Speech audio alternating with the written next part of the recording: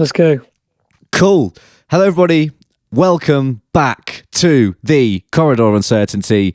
Finally, we're ready to discuss a test win for England. Get in there.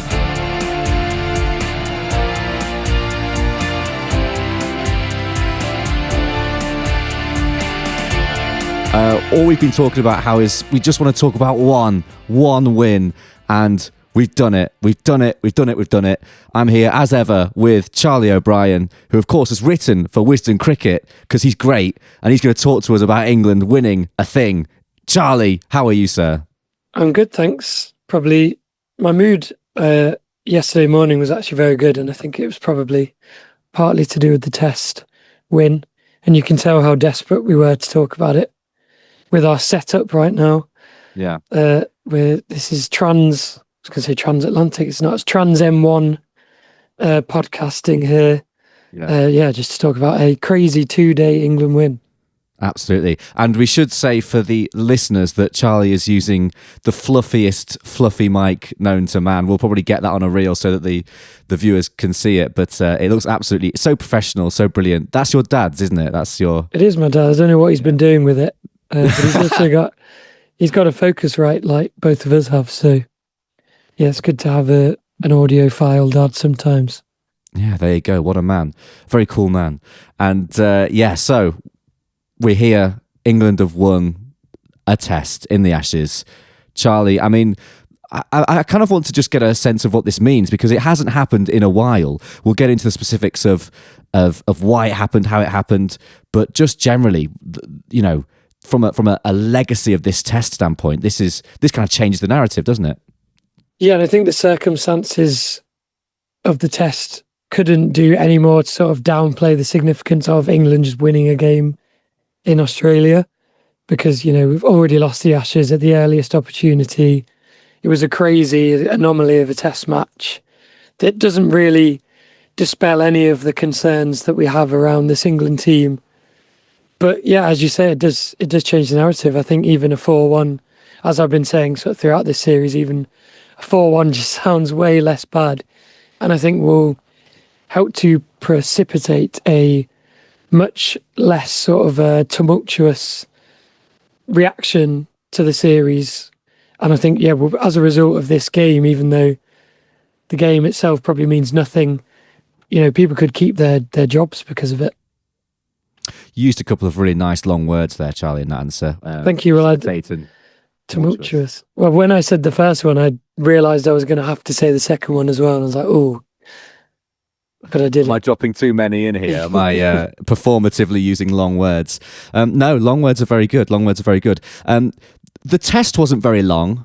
No. Was it, Charlie? Brilliant segue. That's going to be, I've segued slightly earlier into the 2-day conversation. And of course, the pitch, we have to talk about the pitch as well. And they kind of go together, don't they? So let's tackle those both head on because it was crazy. It was a ridiculous test match.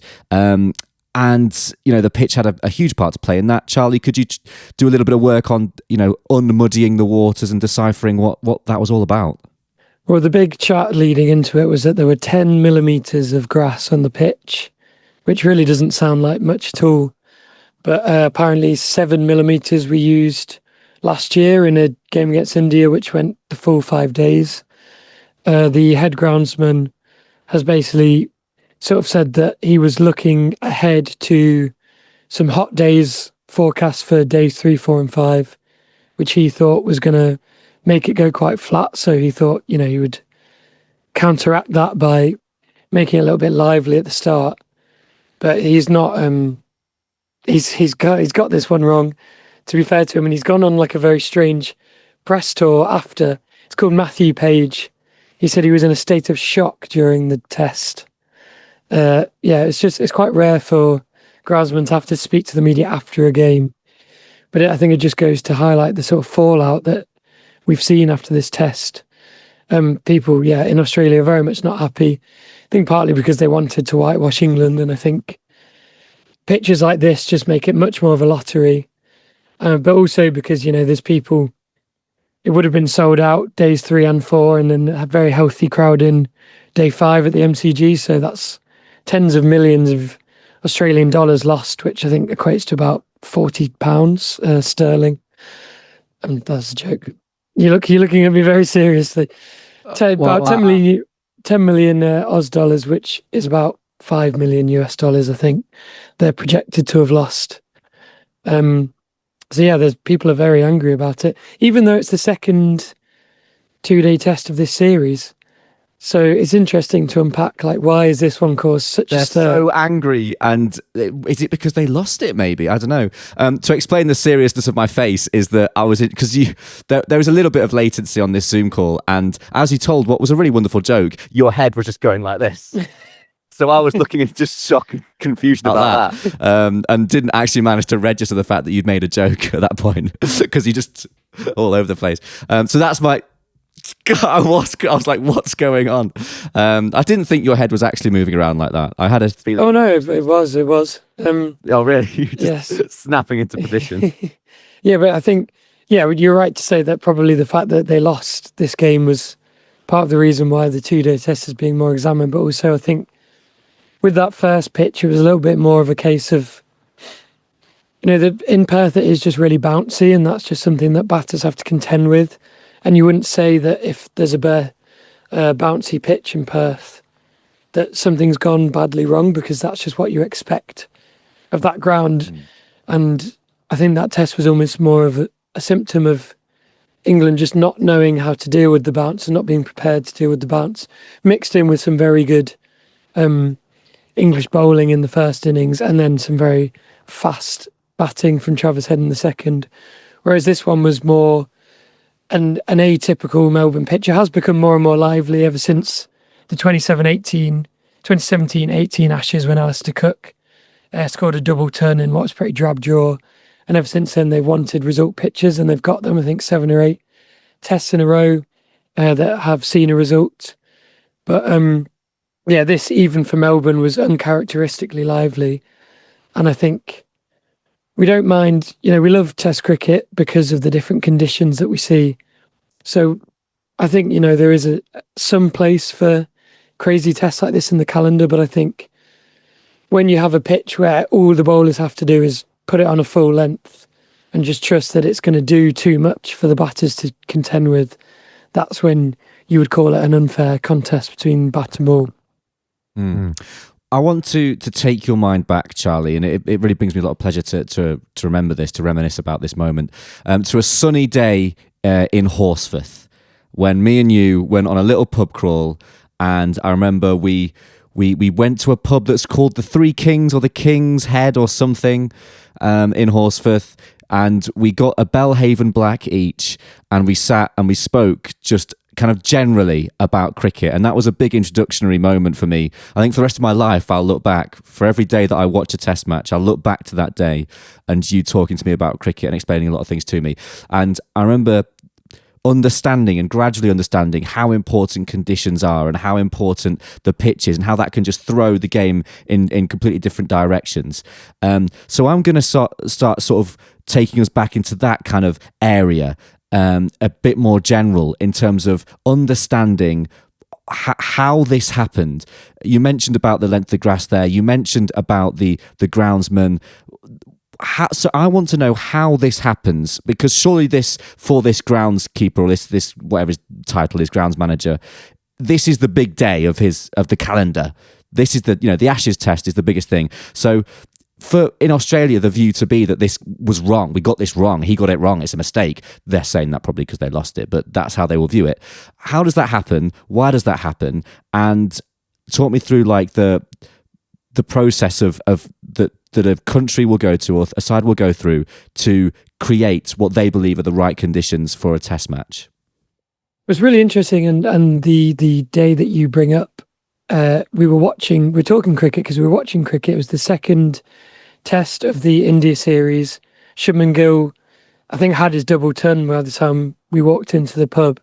And it was just, that was a very flat pitch, and there was a result on that pitch partly because Bazball sort of brings results on things that wouldn't traditionally be result pitches, be that positive or negative. And I think that Edgbaston test is another example of a test where you would say the curators sort of got it wrong or didn't make a good test match pitch. But I think increasingly when that happens, it's to do with, at least in part, with outside interference. So I think increasingly in the modern game, teams are keen to use their home advantage, and they're keen to tell the curators what they want the pitch to play like, which they're completely allowed to do, because these are just, bilateral series where they ultimately have control. And we've seen even in a ICC event, the 2023 World Cup, India, sort of even then they had the power to tell curators to sort of change the pitches. So I think this is all to say that a lot of the time when you have these sort of poor pitches where they got it wrong, it's often because the cricket board has asked the curator to do something with the pitch that it just wouldn't typically do, to ask it to, because, pitches are made up of certain soils and certain grass, and they experience different weather upon them just based on where they are in the world. And that leads to bounce, like in Perth, it leads to spin, like on the sort of dark clay pitches in India, or it leads to even swing bowling, which is movement through the air, but sort of the lush nature of a pitch can sort of leave the ball in a good condition that would allow it to swing. Conversely, the hard nature of a pitch in something like Pakistan, or the rough nature, can cause it to reverse swing because the ball is damaged in a certain way. So I think, we get these sort of pitches when the captain or the coach or whoever tells the groundsman, I want this, and they usually don't give them enough time to prepare. And it's been the last couple of big series in England. Stokes has said, we want flat pitches. We want fast, flat pitches. But in England, at least, the sort of speed of the wicket and the amount that the wicket does are sort of very closely tied together. So when Stokes asked for flat, fast pitches, what he got was slow, flat pitches, like the Edgbaston one. And I think this is another case of that, where you have a place like Melbourne, which is historically very flat. And I think there came a time, 7 or 8 years ago, when Australian cricket decided they didn't want it to be flat anymore. So they sort of told the groundsman to sort of leave more grass on the pitch. I think also when you say that, a 7mm grass pitch went 5 days and a 10mm grass pitch went 2 days, that tells you exactly the sort of fine margins that we're working with, and also just how hard a job it is. The demands of being a groundsman are incredibly high. There's more and more cricket that they have to cater for, a lot of domestic cricket, where they're just unfortunately not really able to provide the optimum conditions, because it's all leading up to a game like this, which is what really matters. Increasingly in Australian stadiums, you have drop-in pitches, which they can actually fully remove. And that's because a lot of Australian stadiums are multi-purpose, be that massive gigs or AFL, the Aussie Rules football. So I mean, a lot of sympathy for groundsmen. It's a very, very hard job, and they come in for a lot of criticism if it doesn't go quite right. So it was probably the Australians asking too much of the groundsman, asking the pitch to do something that you can't really expect it to do. So we can blame them, are you saying? Sure, I think you can blame every board, or at least definitely England, Australia and India, for having unrealistic expectations of groundsmen that often lead to sort of suboptimal pitches. And if they'd have sort of kept their nose out of it, we might have had a very different pitch. The question I had lined up for you next, Charlie, was sort of to play off the spectacle, the sporting spectacle, and the sort of the repercussions from more of a logistics point of view, which you kind of alluded to earlier, which was that a 2-day test. Well, this was hugely entertaining, you could say, for the neutral and certainly for the England fan. But also there are fans in Australia, and also travelling English fans as well, who have missed out on cricket. Quite, a lot of people. It's it's economical. There's a loss there that you mentioned in terms of cash when you made that joke, which I couldn't focus on because you were moving around. So if we were to play those against each other, what was the sporting repercussion and what was the sort of financial, logistical repercussion? And if we were to then play those against each other, do you think that this is a good thing, what we saw this 2-day test? I think there is some small place for 2-day tests in the sort of ecosystem. It's something we're seeing more and more, and probably a little bit too much now. And to have two in one Ashes series is a shame when you say, like, see how well attended they are and how many people make very significant journeys to be there. It is a shame in that sense.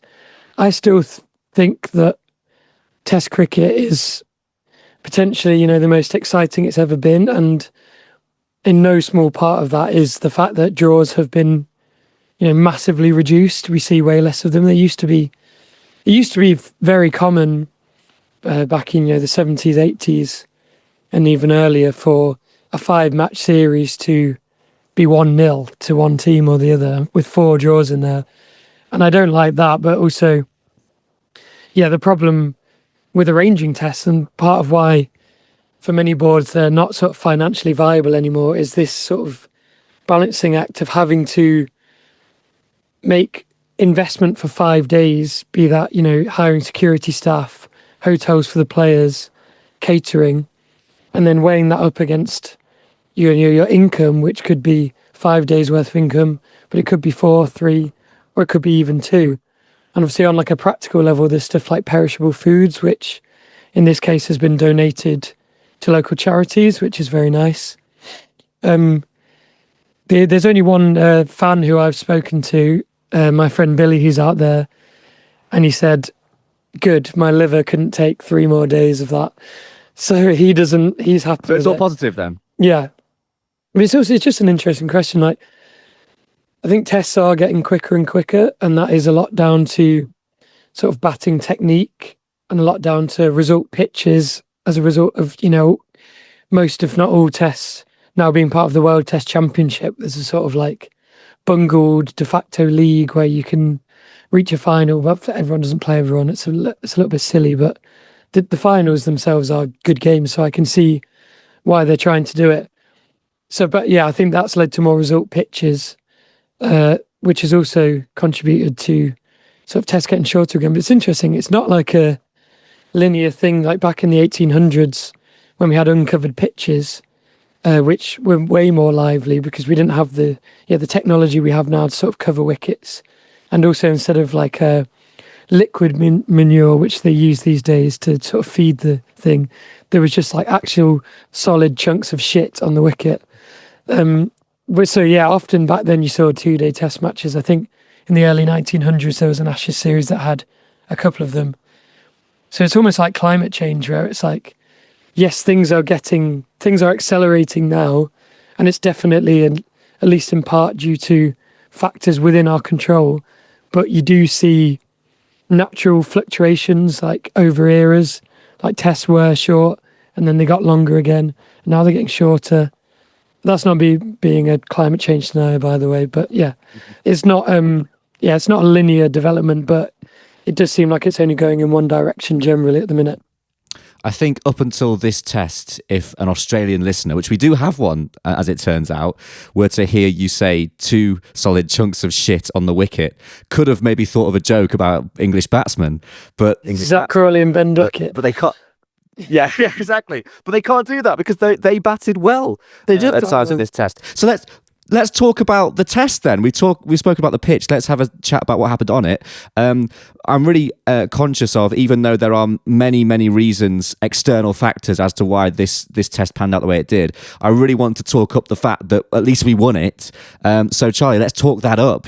Some of our players played well. Yeah, I think it wasn't a pitch where the bowlers sort of had to be exceptional, but they were still very good. They recognised very early on that the full length is what was needed, which, I mean, it has been all series, but you can understand a little bit more in the few games before why they were sort of erring on back of a length, just because usually bowling full, you're more likely to go for runs because, you're getting it up in that area where the player can drive the ball, kind of purposefully so, to try and induce the mistake. But if you're batting on a very good pitch and you're a very good player, then the likelihood of that mistake coming, is not particularly high. However, in this one, it was sort of, there was so much movement on offer that the England bowlers could sort of pitch it up there with impunity, because they understood that one could just move, a mile off the seam and bowl, Travis Head, for example, highest score of the match with 46, was just laughing when he walked off because of the ball he just got. Like, it was on a full length, and yeah, as we said last time, he was in the form of his life. He missed it by a mile. So, it was a pitch for seamers, but still, England deserve credit, and Josh Tongue in particular. I'm really happy to see him get a go. It should have probably come a little bit earlier, but also at the same time, he'll be happy that it did come on this pitch because it makes him look very good. But yeah, I think he's definitely increased his stocks, as I think as he's done every time he's pulled on a shirt so far. He did really well in just one Ashes test in the last Ashes, and then was pretty good last summer, I thought, even though, he had some of those crazy spells like the one at the Oval where he was just going all over the place. But I think there's still wicket-taking balls in there, and I think he's got the kind of action that really troubles the best players, because it's a little bit unpredictable. It's beyond the perpendicular, as we call it. So it always feels like it's coming back in at you, even if it isn't, which is a little bit similar to Ben Stokes and to Jasprit Bumrah.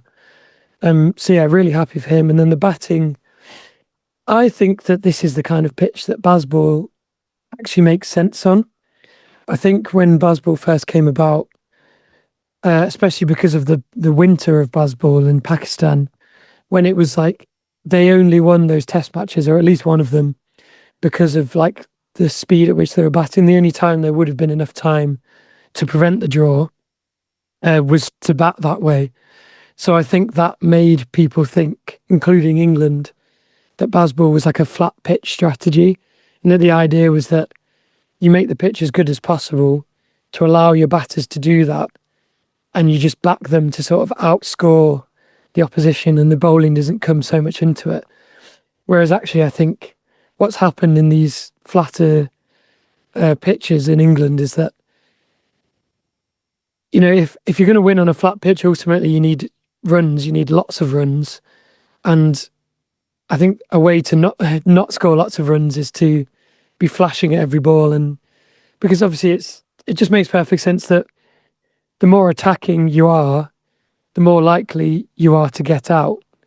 So actually playing very attacking on a flat pitch, even though you're taking the likelihood of getting out from not very high to still not very high, but a little bit higher, you are essentially meaning that, a fast, flashy 80, which, all the England batters are capable of, isn't really going to move the needle of a test.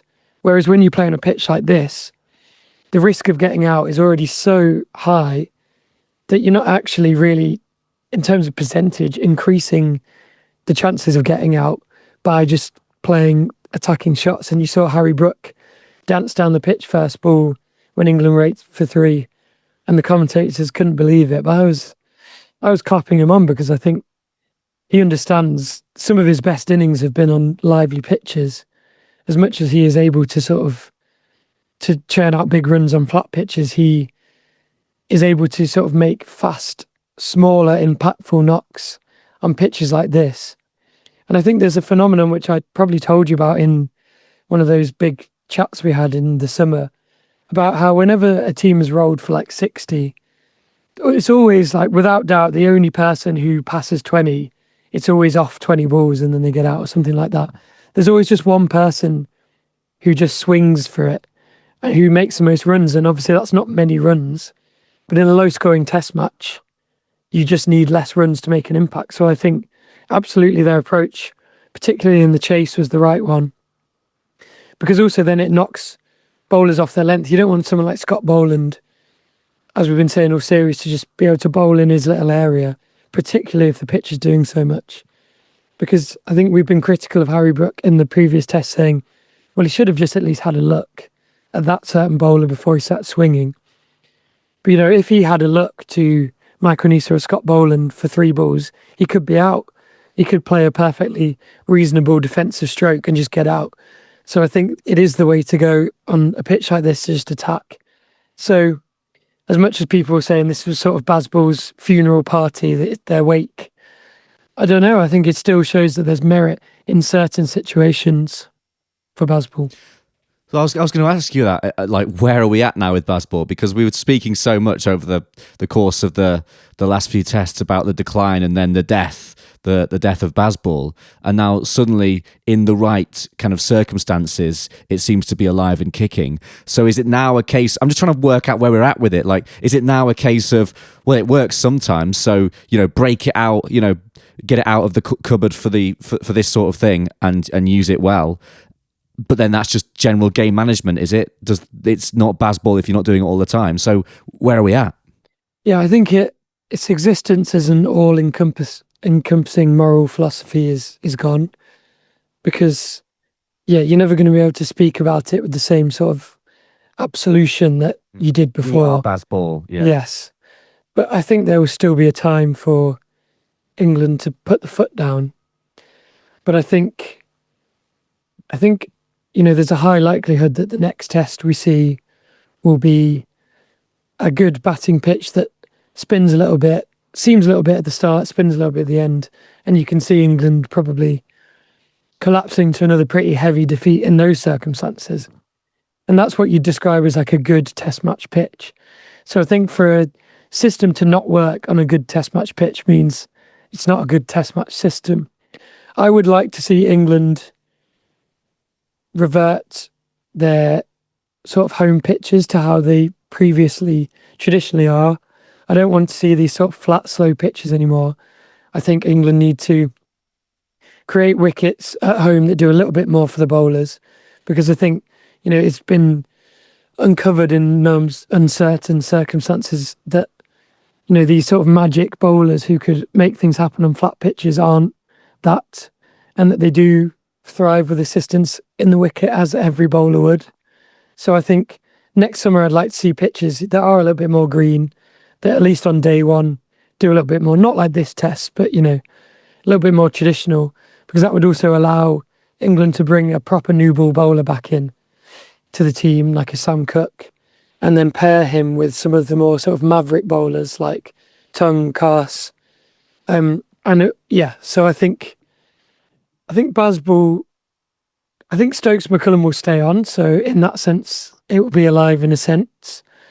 I think what they need to do is just revert back a little bit more to sort of traditional English test matches in conditions, in probably, just picking a guy who you're happy to bowl 80 to 83 miles an hour and swing the ball.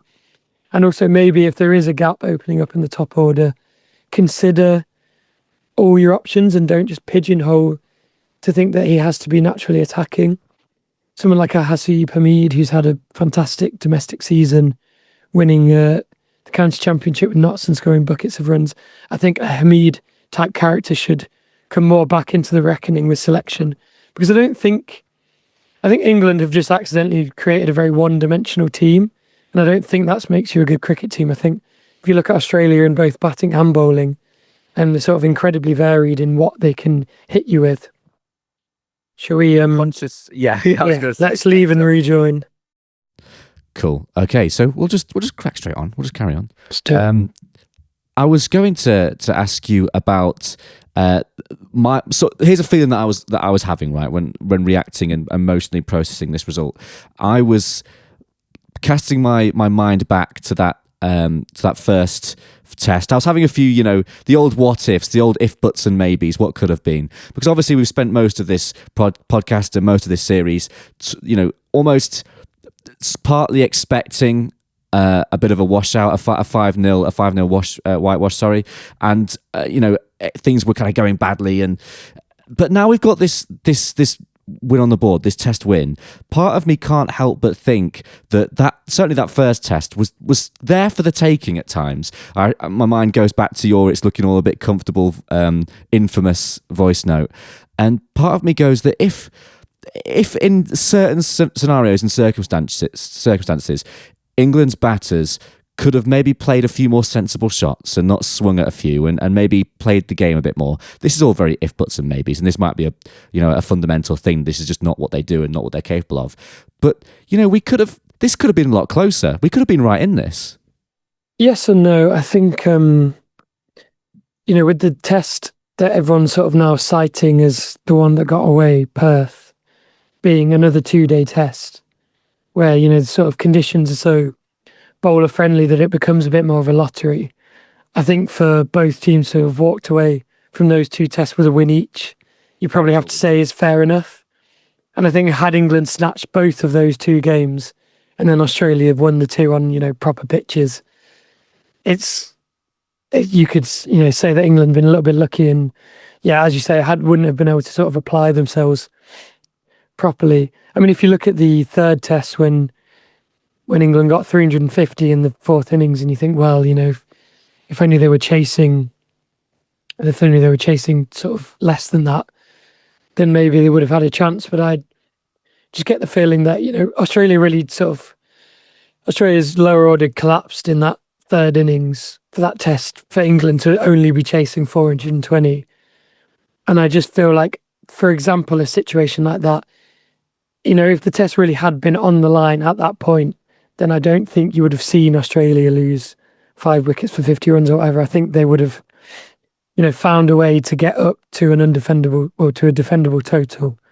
I think, England have lost those moments, which Stokes has sort of said himself has really cost them.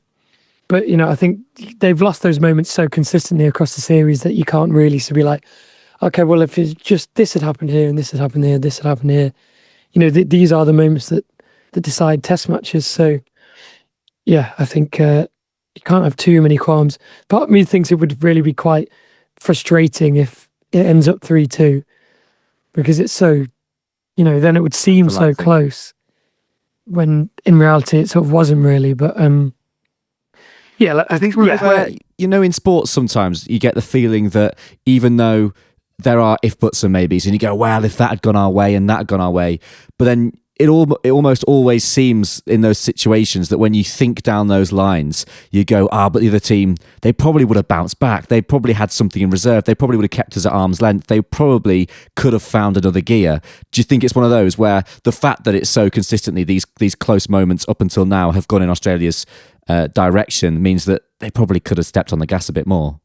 Yeah, and I think as sports fans, we aren't very good at sort of understanding the sort of, the linear nature. Cause and effect. Yeah, exactly. Like, fundamentally, as soon as one thing has happened slightly differently, 2 days ago or, 2 frames ago or 2 hours ago, nothing that has come since in our universe would have actually happened in exactly the same way. Yeah. So it's hard to look back to that test, 3 weeks ago and say, well, if we'd have won that, because if we'd have won that, Australia might have come back harder. Maybe they would have rushed Cummins back for the 2nd test. All would have been very different, really. And I think, going back to the fact that Australia have just not been able to put their best attack on the park. Lyons and Cummins are now out for the whole rest of the series after sort of just dipping in for one game to win the Ashes and lift the urn, and now they're off again. So I think if we want to throw around if, buts and maybes, a big one as well. Full strength side, because they lost Smith. Smith has captained 3 of the 4 games so far, and he's not their captain. And then he missed one with illness, and then the captain's played 1 game. Who's also their attack leader. Their spinners played 2 games and had very little effect in one of them. So I think if we want to do it, but some maybes, it could have been much, much worse, really. Yeah, it's maybe that was a bit of a red and white tinted glasses kind of outlook on things. But you've got to do that. We've won a test. We've got to get carried away. That's what we do. Similarly, I think I've used that as a bit of copium. This is not yet an F1 podcast, but I'm going to, again, bring up F1. My copium for the Max Verstappen losing out by 2 points. People say to me, and it's been discussed in the media a lot, well, if he didn't have that red mist moment where he bumped wheels with George Russell in Spain, then he would have won the title. But the whole reason why that happened, why McLaren kept stepping up and he got back into it, was because they took their eye off the ball because he was so far behind that they just started pissing about with strategy and being stupid. It's again that if you're being run close, you lock in, you focus, and you find an extra gear. And I do think that, as you say, Australia could well have done that even without a full, a first choice side. I mean, Mitchell Starc was carrying the bowling attack on his shoulders in the first 2 tests, wasn't he? And imagine if that wasn't the case. Imagine if they were full strength, their attack, and he ripped through us. Well, yeah, exactly. And you almost see the effect of Mitchell Starc having his teammates back with him in the 3rd test, because he had a pretty quiet game. But it was because, he could slip back into that role of, just being the guy to take the new ball, find as much movement as he can, and, be a little bit wild with it, because he's got, 2 or 3 incredibly accurate bowlers sort of backing him up. And he can be sort of more, the wild card in there, or someone who comes back to mop up the tail. And you saw it with Siraj in this series as well, just gone, where his record when Bumrah's in the team is so inferior to when it's not, because he's a champion. And even though he's not as skilled as Bumrah, as maybe you could say that Starc isn't as skilled as Cummins, but obviously I think there's less of a gap there. But, he's as enough of a champion and a warrior that he recognises the big moments and steps up when his team needs him. Charlie, England's Noosa fallout is written in front of me on this document. Discuss. I don't know what that means. Yeah, so just after we finished recording our last episode, the BBC sort of posted this classic sort of what went wrong thing about how England have lost the Ashes so quick. And in it, they basically alleged that England had used their holiday in Noosa. Is this the partying? Is this the drinking? Is this because I sent you that reel of Ben Duckett? They'd used it as a stag do, and apparently, basically, they said in this BBC article that certain players had drank all 4 nights when they were there, and also they drank in the last 2 nights in Brisbane as well.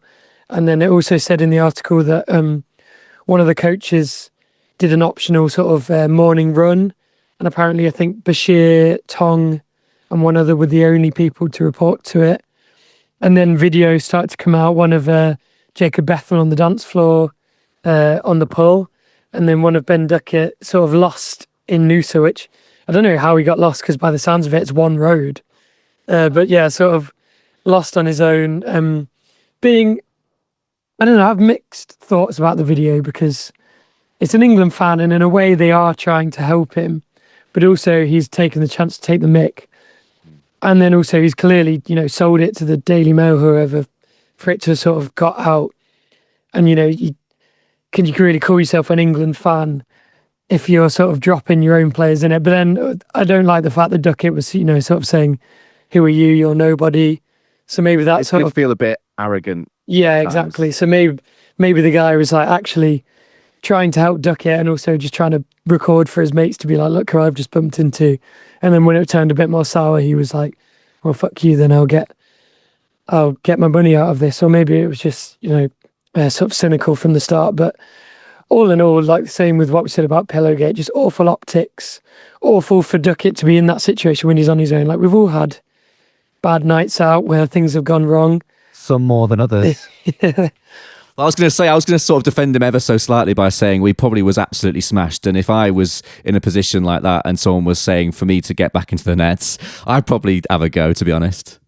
But yeah, I just think more than anything, you shouldn't have ended up in that situation. No. A, when he was on his own, or B, yeah, maybe not just at all that they were drinking. So ex-players have sort of come out to defend him, and I think, it happens more than you think. It's just...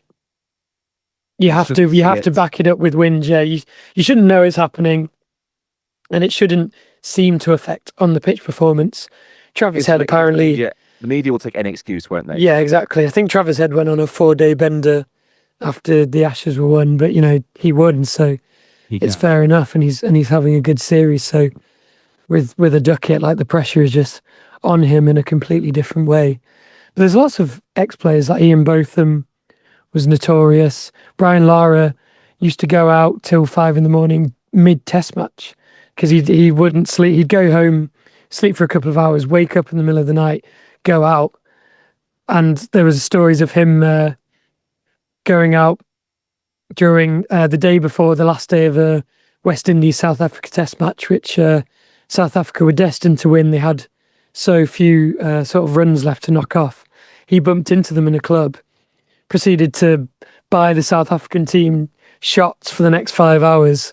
And then the next morning, West Indies rolled South Africa and won the test. So, it's always been part of cricket, drinking culture. But, in a time I've when... heard Flintoff stories of... Oh, yeah, absolutely. Well, he was drunk when he was at Downing Street. Yeah. I think when they... and it's always been a thing, but I think obviously in a climate where drinking culture is being more harshly examined, for good reason, it just becomes sort of less and less conscionable stuff like this.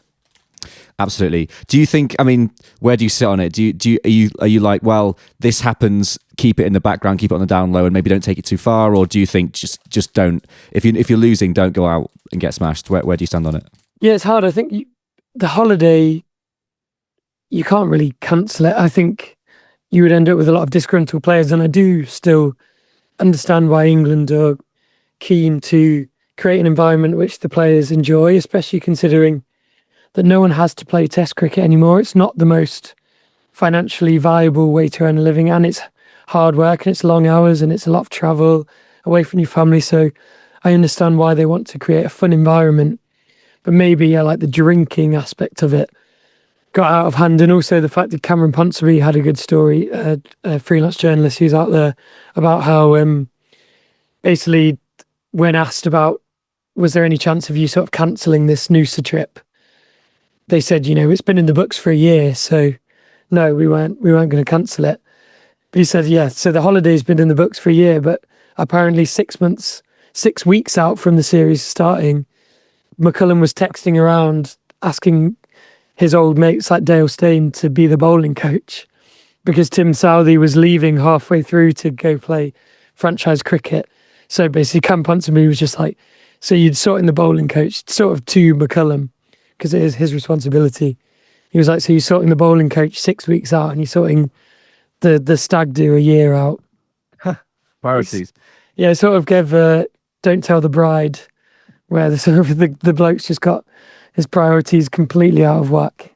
Yeah, absolutely. Well, I mean, I'm trying to create a fun and exciting environment myself by digging into some Christmas Lindor chocolates that I was given. So I hope none of our listeners start to question my love for the game and my intensity when it comes to the podcast.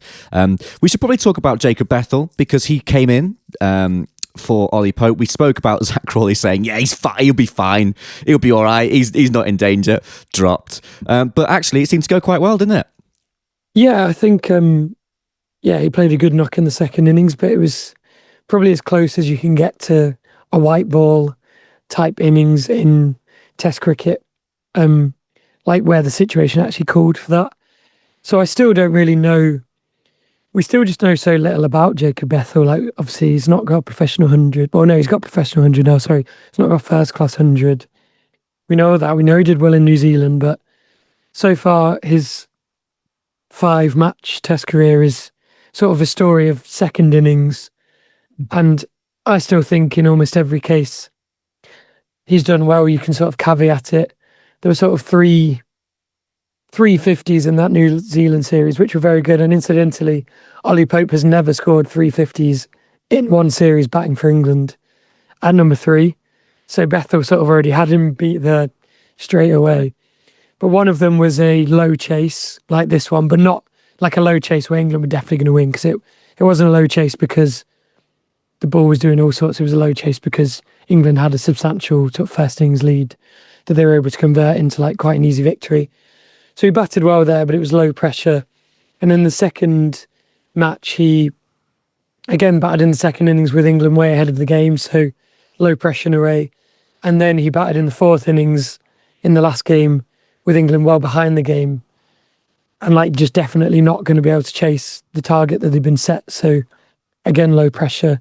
And then we had that second innings performance in the Oval Test, which was like a terrible innings. Like, you can understand why, with him being, so out of whack, so out of like form, and barely played any games, to be chucked into that sort of pressure cooker situation when Harry Brook had just got out. I can understand why he struggled, but he looked like a player there who just didn't know what his scoring options were, didn't know how to get off strike, and was just resorting in the end to sort of taking a couple of steps down the pitch and trying to flat bat it, and it cost him his wicket. And then to hear, I mean, you can't call that a low pressure situation because, it's an Ashes Test, they're all high pressure, and it wasn't a gimme, that 175 at all, the chase. But it's still not a traditional sort of innings that you would need your number 3 to play on a regular basis. That being said, I think it's an innings that Ollie Pope wouldn't have been able to play in the circumstances, given it being a fourth innings. I can diss Jacob Bethel for all his runs being in the second innings so far of matches, but that's something that Ollie Pope was famously bad at. So if he's improving in that sense, then we can't really complain about that. And assumably the ceiling is higher from where he's at in his career, and also assumably he'll be a dead cert, would you say, to stay in now for the final test? Yeah, definitely for the final test, and I think probably for the summer gone. I think I've discussed this with you before, but that is massive for Ollie Pope to be dropped mid-series. They've never done that, Stokes and McCullum. They don't drop batters mid-series, but it just seems like that was the time when it was just clear and obvious to everyone, and it was already. I don't think a batter's ever come into a series under Stokes and McCullum with the thinking basically being that he was actually fighting for his place. And it's interesting for you to talk about ceiling because Jacob Bethel is someone who I think all the ex-players are very excited by him, which is usually a good indicator, I think, and anyone who's seen him in behind the scenes says that just the way he goes about things and his preparation are that of a very high-class talent, and that he has, the minerals needed at this level. But if you talk about having a high ceiling, like when Ollie Pope first came into the test setup in 2018, he had like mountains of first-class runs behind him. He still has an extremely high first-class average and a great record for Surrey. So we would have thought then that his ceiling was incredibly high. And unfortunately, it seems at the minute like he has hit his ceiling, and the returns that he's given over an extended period do seem to be, for whatever reason, the most he's able to give in an England shirt. So again, my assumption is, and I think we might have touched on this last time out, that he's probably done at test level for England now. For now, yeah, like he's played a lot of test matches, 60 odd. So, you'd think he's been given all the opportunities. I think, they still really like him. And I don't think it's out of the question that I think England, there's a good chance they'll be looking for a wicket keeper in the summer, even if Jamie Smith stays in the team. And Ollie Pope has done very well when keeping wicket and batting down the order for England. So maybe they just do a straight swap and get Smith at 3 and Pope at 6 and 7. But I think, that's a move that would definitely frustrate a lot of England fans. We started this pod in reflection mode, Charlie. I feel like we should bookend it with a bit of reflection. We said that because it's been so long since we've won an Ashes Test down under, that just getting one on the board could change the narrative and make this series be seen as somewhat of a success.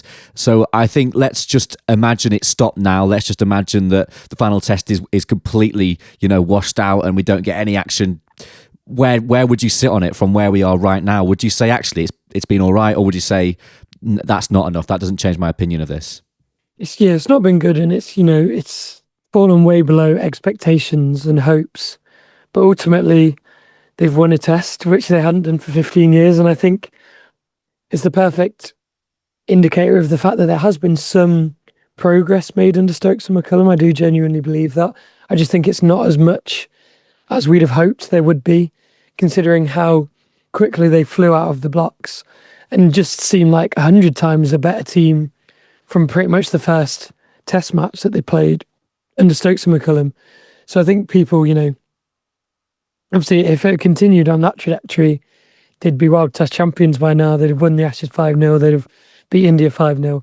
So I think that's not happened, but I do think, England have never failed to win a match during a series under Stokes and McCullum, which is fairly significant.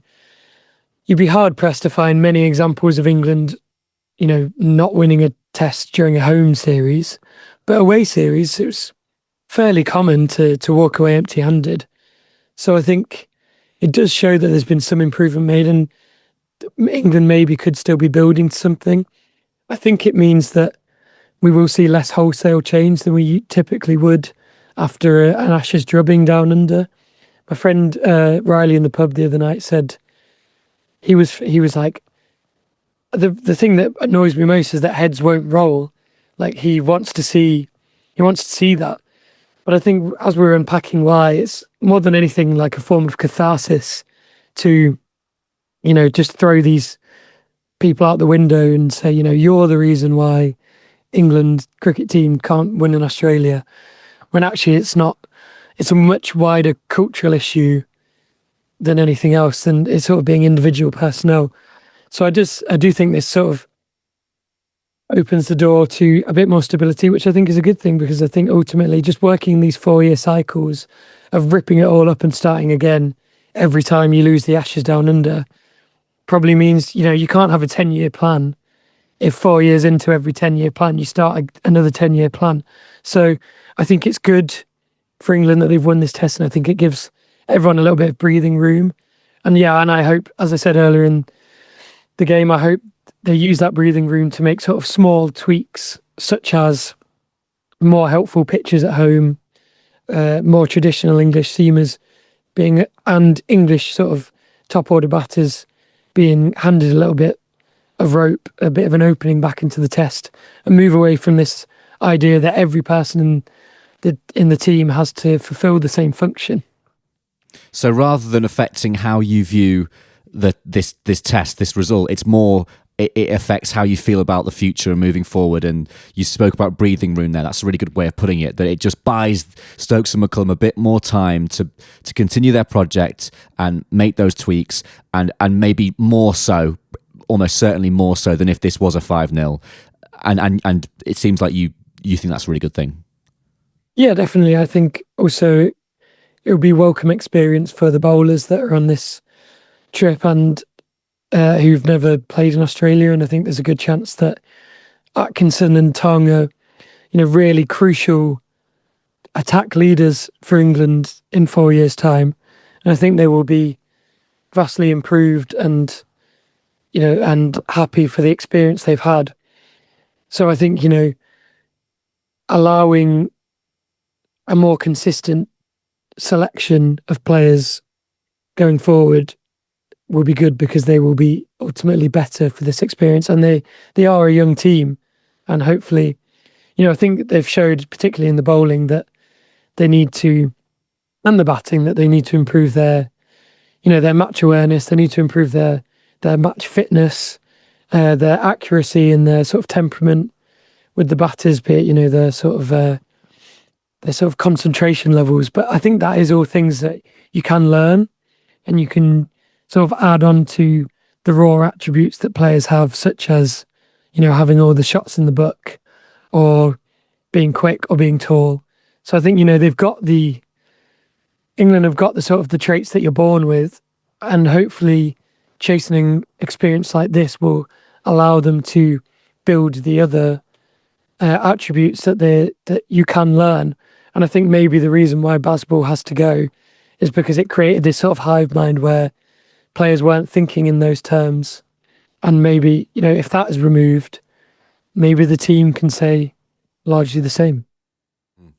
So if we throw it forward then to the final test of this Ashes series, you mentioned that there would be a sense of frustration if it were to go 3-2, because you go, well, maybe one of these little lucky moments could have gone our way to give us a chance of winning it. It feels much closer than perhaps it really was. Do you think there's any chance of that? Do you think we're with a shout here? It's Sydney, isn't it, the last test, which possibly, we discussed beforehand, could mean weather is on the way.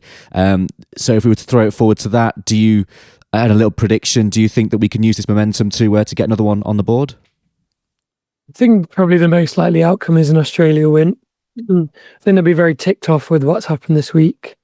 And I think, we'll get a slightly better behaving pitch. It can still, Sydney's another one that's, massively changed in recent years what we have come to expect from it. Traditionally, we expect it to spin a little bit and to be quite flat.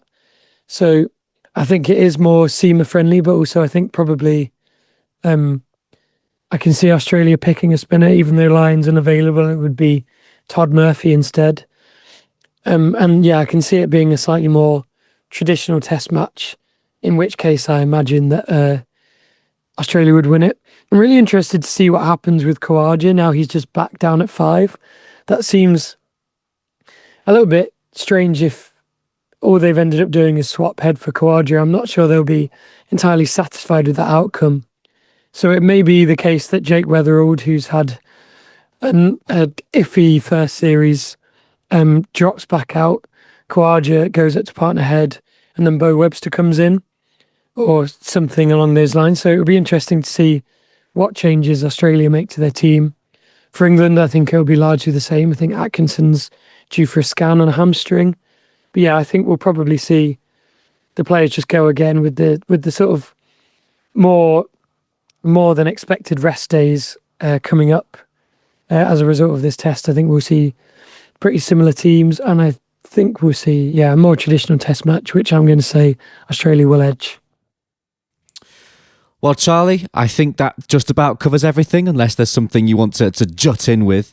It's been absolutely lovely to see you again, see your lovely face. I've been away from it for too long. We're recording this on the 28th December, so Charlie's currently away over Christmas in Leicester. Is that right? It is right.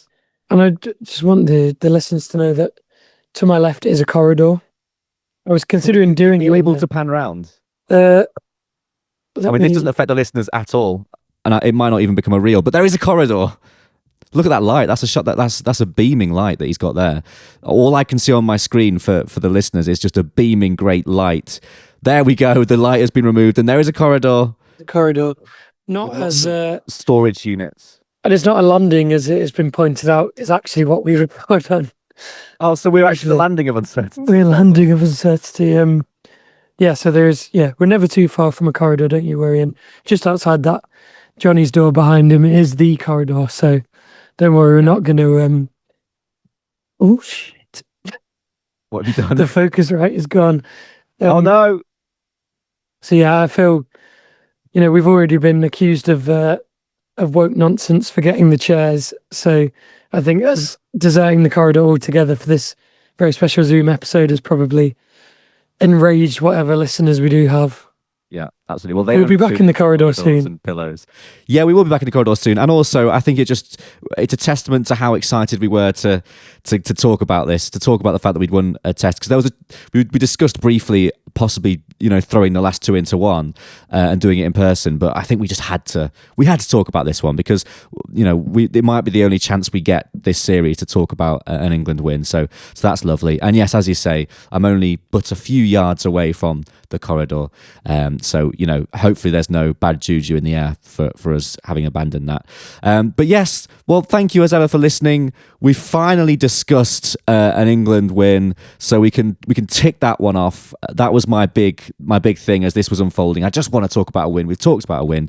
And Charlie, have you got any final thoughts before we bid our beautiful listeners goodbye? So why are you doing that face to me? I'm excited for you to. You'll be able to watch that back when I send you the recording. That was just an almighty glitch on your end there. It was just like, you're fine. Oh, was it? It was for ages. It went on. All I could see from my end. All I could see from my end was, I said, so Charlie, have you got any final thoughts? And you were there going, like that. For the listeners, again, you won't see that, but I just froze Charlie-esque in that moment. Charlie, have you got any final thoughts? Just, roll on Sydney and one more episode of this maiden series of ours. Thank you all for tuning in. We're excited to give you one more, and then lots more exciting stuff in the new year. Yeah, absolutely. Lots to come, which we will inform you on as we go. Thank you so much for joining us. Get up there, a test win, lovely to see, and I hope you all had a lovely Christmas and, of course, a happy new year. Merry Christmas. Thank you.